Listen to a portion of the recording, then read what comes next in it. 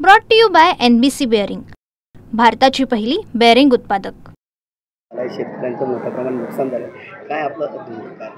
धुळे जिल्ह्यामध्ये पाऊस अतिरिक्त झाला आहे, परंतु काल संध्याकाळी ज्या प्रकारचं वादळ आलं त्या वादळामध्ये प्रचंड असं नुकसान झालं। पपई, आमचा ऊस, मकी असेल, कापूस असेल, आणि म्हणून सगळं मोठ्या प्रमाणात नुकसान झालं। मी स्वतः पालकमंत्री या नात्याने फील्डवर आम्ही शेतात गेलो होतो। सगळे आमदार हे सगळे पाहणी करतात आहे। जिल्हा प्रशासनाला मी तिथे पंचनामे करण्याच्या सूचना दिल्या। खरं तर पंचनामे इतके सोपं पण काम नाही, इतका मोठा पाऊस आणि सगळीकडे पडलेला आहे। कृषी विभागाला ही मोठी अडचण आहे, आणि ठीक जिथे एरियल दिसत पण असेल तो सगळ्या परिसरामध्ये घेतलं पाहिजे।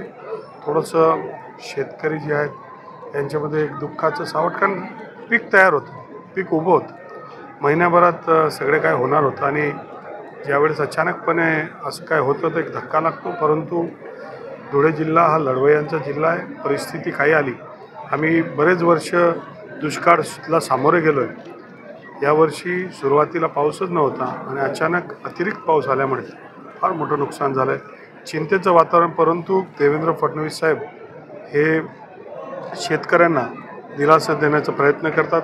परवा ते देशाचे पंतप्रधान यांनाही भेटले, नक्की त्याच्यामधनं योग्य वेळी मार्ग निघेल।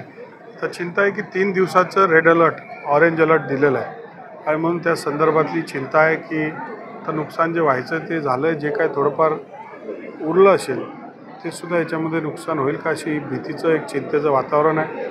काही घरंसुद्धा उडून गेले होते, आणि संबंध धुळे जिल्ह्यामध्ये 4ही तालुक्यांमध्ये ही वातावरण आहे, आणि म्हणून थोडंसं शेतकऱ्यांमध्ये एक प्रकारचं दुःखाचं, कारण काल संध्याकाळपर्यंत सगळं बरं होतं आणि अचानक हे सगळं झालेलं आहे। चिंतेचं वातावरण आहे, आणि त्या गोष्टीला जिल्हा प्रशासन, जिल्ह्यातील सर्व राजकीय पदाधिकारी, लोकप्रतिनिधी, प्रशासनाचे पदाधिकारी सगळं त्याच्यावर मॉनिटरिंग करतात आणि त्याच्यामधनं मार्ग लागतात।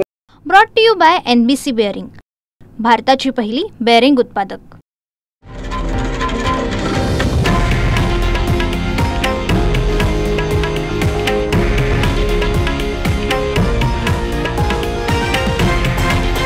हे आहे देशातील नंबर 1 न्यूज नेटवर्क, आणि आपण पाहत आहात TV9 मराठी, एकमेव।